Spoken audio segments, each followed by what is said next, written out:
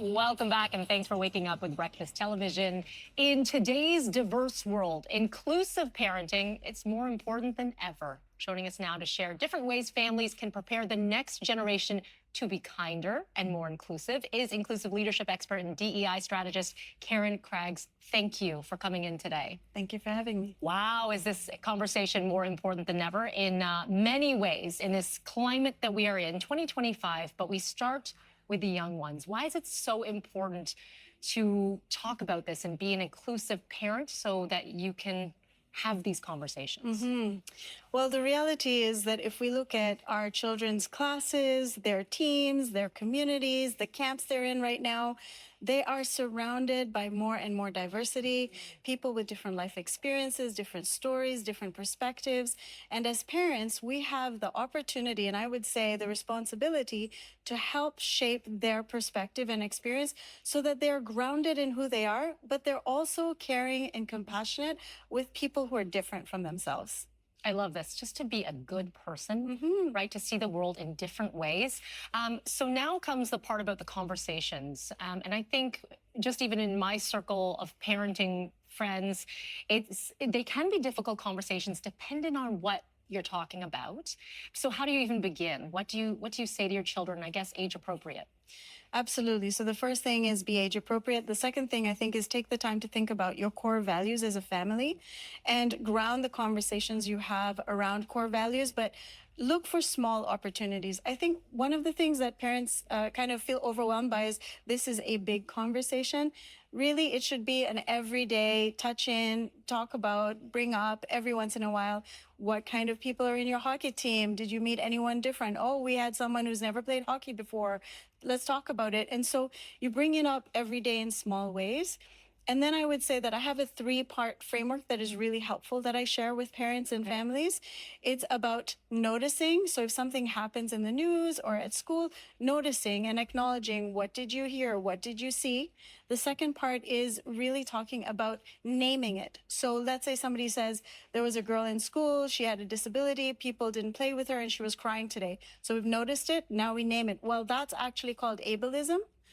What does ableism mean? It means that people are uncomfortable with people who are different from us, but actually, in fact, there's nothing wrong with them. So having that conversation by naming it and then helping them navigate. So that's the third one.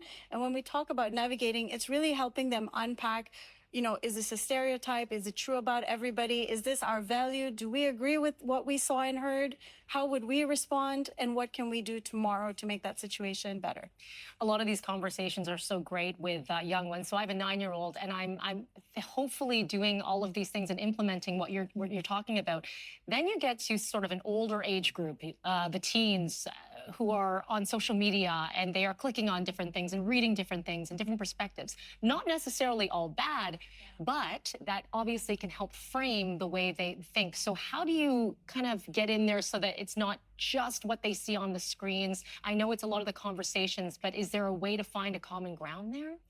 Absolutely. So one thing that I really enjoy is debriefing with them about what's happening in their own lives. Maybe they went to a concert, maybe they, hung out with a friend, and just starting with that as a starting point and then having conversations with them. And anytime I hear anything that brings up an opportunity to talk about diversity, inclusion, being respectful, being empathetic, I have that conversation with them, but I don't impose it on them. Right. I just look for opportunities to say, let's talk about it. What are your feelings about how that person was treated?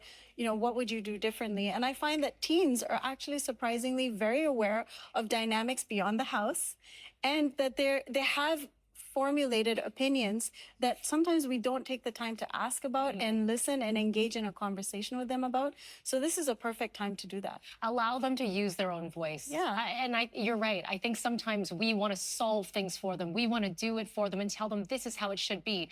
But when we step back and give them the tools, that creates a different conversation, a different dialogue, doesn't it? And I've been so surprised and so proud of my children when I've asked, what is your perspective on something? And they've surprised me. And I realized, oh my gosh, all my parenting has worked. Yes. Like, they're decent human beings, and I'm so proud of them. Not always, not every moment, but we're all growing, we're all learning. And sometimes I have to say, well, I don't agree with that. Right.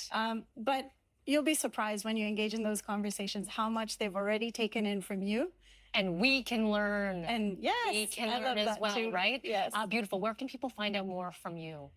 You can find me at KarenCraggs.com. And also, I'm on Instagram, the Karen Craggs. And I'm very easy to find and love having these conversations. Very Thank you. wonderful to talk to. The Karen Craggs. Thank The you so Karen much. Craggs. Appreciate it.